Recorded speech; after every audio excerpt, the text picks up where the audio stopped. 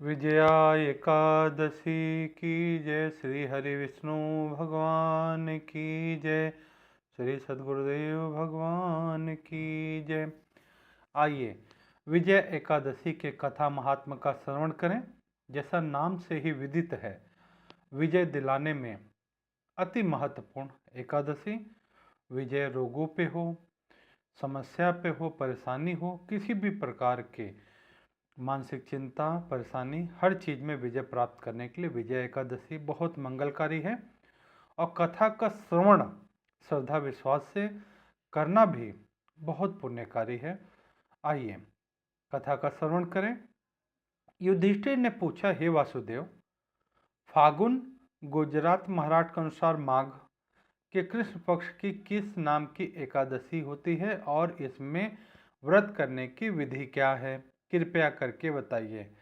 भगवान श्री कृष्ण बोले, युधिष्ठिर, एक बार नारद जी ने ब्रह्मा जी से फागुन के कृष्ण पक्ष की विजया एकादशी के व्रत से होने वाले पुण्य के बारे में पूछा था। तब ब्रह्मा जी ने इस व्रत के बारे में उन्हें जो कथा और विधि बताई थी उसे ध्यान से सुनो। ब्रह्मा जी ने कहा, नारद, यह व्रत बहुत ही प्राचीन, पवित्र और पाप नाशक है। यह एकादशी राजाओं को भी विजय प्रदान कराती है, इसमें तनिक भी संदेह नहीं है। त्रेता युग में मर्यादा पुरुषोत्तम भगवान श्री रामचंद्र जी जब लंका पर चढ़ाई करने के लिए समुद्र के किनारे पहुंचे, तब उन्हें समुद्र को पार करने का कोई उपाय नहीं सूझ रहा था। उन्होंने लक्ष्मण से पूछा, सुमित्रा नंदन, किस उपाय से इस समुद्र को पार किया जा सकता है? यह अत्यंत अगाध और भयंकर जल जंतुओं से भरा हुआ है। मुझे ऐसा कोई उपाय नहीं दिखाई देता जिससे इसको सुगमता से पार किया जा सके। लक्ष्मण जी बोले, हे प्रभु, आप ही आदिदेव और पुराण पुरुष पुरुषोत्तम हैं, आपसे क्या छिपा है। यहाँ से आधे योजन की दूरी पर कुमारी द्वीप में बगदालभ्य नामक मुनि रहते हैं।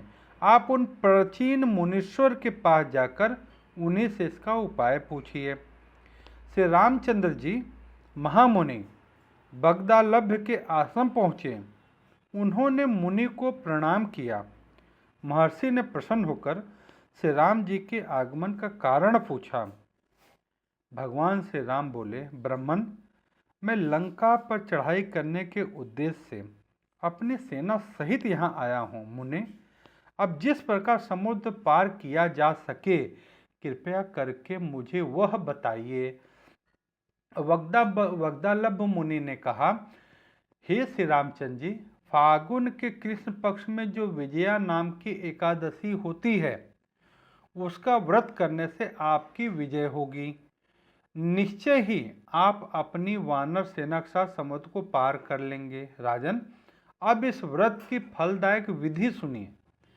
दशमी के दिन सोने, चांदी, तांबे अथवा मिट्टी के कलश को स्थापित कर उस कलश को जल से भरकर उसमें पल्लव डाल दें, पल्लव आम के पत्ते।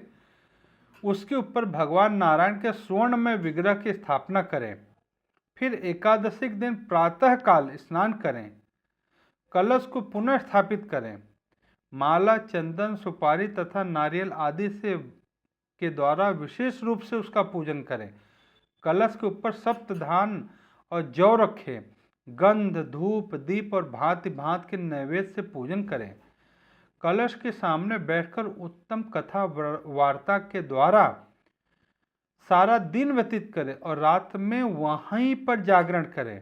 अखंड व्रत की सिद्धि के लिए घी का दीपक जलावें। फिर द्वादशी दिन सूर्योदय होने पर उस कलश को किसी जलाशय के समीप, नदी, झरने या पोखर के तट पर स्थापित करें।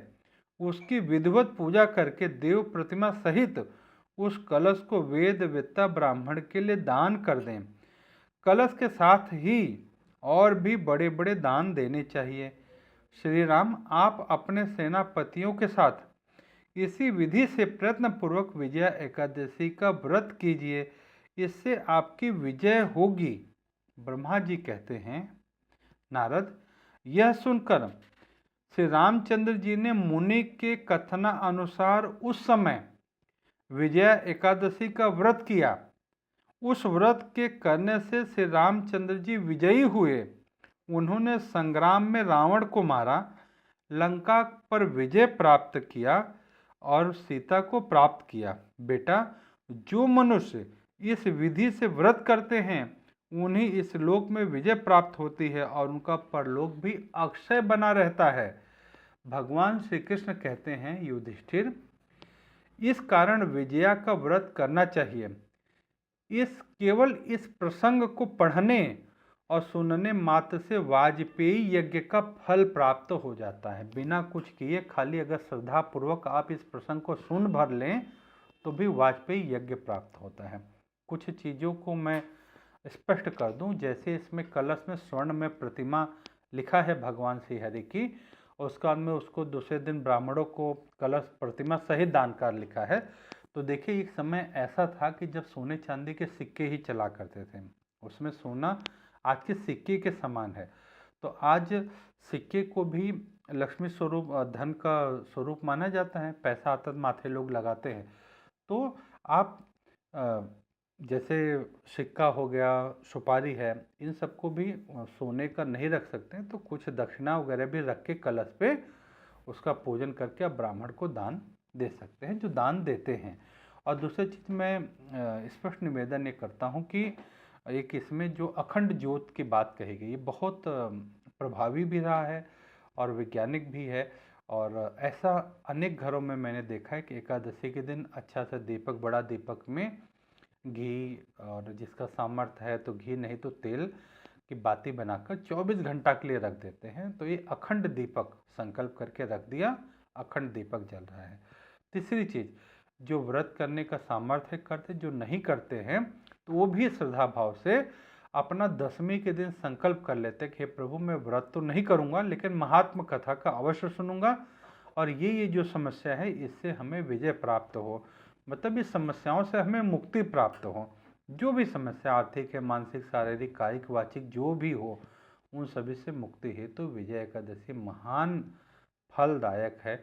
और कथा महात्मा केवल सुनने मात्र से वाजपेयी यज्ञ का फल प्राप्त होना है, तो आप अवश्य सुनिए और प्रयास करिए कि आप इस वीडियो को ज़्यादा से ज़्यादा लोगों को भेज सके, ताकि आपके द्वारा भेजने के कारण वो भी जाने अनजाने सुन के उन्हें वाजपेयी यज्ञ का फल प्राप्त होगा। उस पुण्य के जो भी हकदार आप भी होंगे। और ईश्वर सबका मंगल करें, सबकी विजय प्राप्त हो, ऐसे मंगल कामना आप सभी के लिए। श्री हरि विष्णु भगवान की जय।